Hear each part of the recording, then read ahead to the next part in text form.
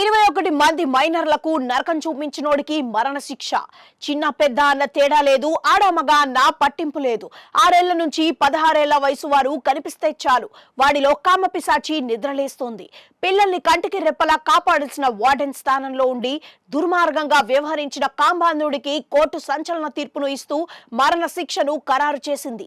అసలేం జరిగిందంటే ఒకరు కాదు, ఇద్దరు కాదు, ఏకంగా 21 మంది మైనర్లకు లైంగిక వేధింపులతో నరకం చూపిన ఒక వార్డెన్ కు మరణ శిక్ష విధిస్తూ సంచలన తీర్పును ప్రకటించింది ఫోక్సో ప్రత్యేక న్యాయస్థానం. అరుణాచల్ ప్రదేశ్ స్కూల్లో వార్డెన్ గా వ్యవహరిస్తున్న ఎంకెన్ బాగ్రా చేసిన దారుణ వేధింపులు వెలుగు చూశాయి. అరుణాచల్ ప్రదేశ్ లోని షియోమి జిల్లా కరో ప్రభుత్వ ఆశ్రమ పాఠశాలలో ఈ లైంగిక దాడి జరిగింది.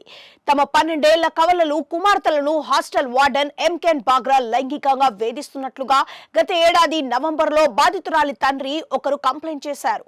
దీంతో ధైర్యం తెచ్చుకున్న మరింత మంది బాధితులు ముందుకు వచ్చి వార్డెన్ దుర్మార్గాల గురించి బయట పెట్టడంతో పోలీసులు అతన్ని అరెస్ట్ చేశారు.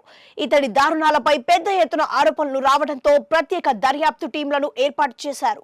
విచారణలో వార్డెన్ చేసిన దుర్మార్గాలు వెలుగు చూశాయి. 2019 నుండి 2022 మధ్య కాలంలో 21 మంది మైనర్లపై లైంగిక దాడులు, వేధింపులకు పాల్పడిన వైనాన్ని మీడియాకు ఎస్పీ రోహిత్ రాబ్బీర్ సింగ్ తెలిపారు. బాధితులంతా 6 ఏళ్ల నుంచి 16 ఏళ్ల లోపు వయసు వారు కావటం గమనార్హం. ఇతడి లైంగిక వేధింపులకు బాధితులుగా 6 బాలలు ఉన్న విషయం వెలుగులు చూసింది. లైంగిక దాడులకు పాల్పడటానికి ముందే వారికి అశ్లీల వీడియోలు చూపించి మత్తుమందు ఇచ్చేవాడు.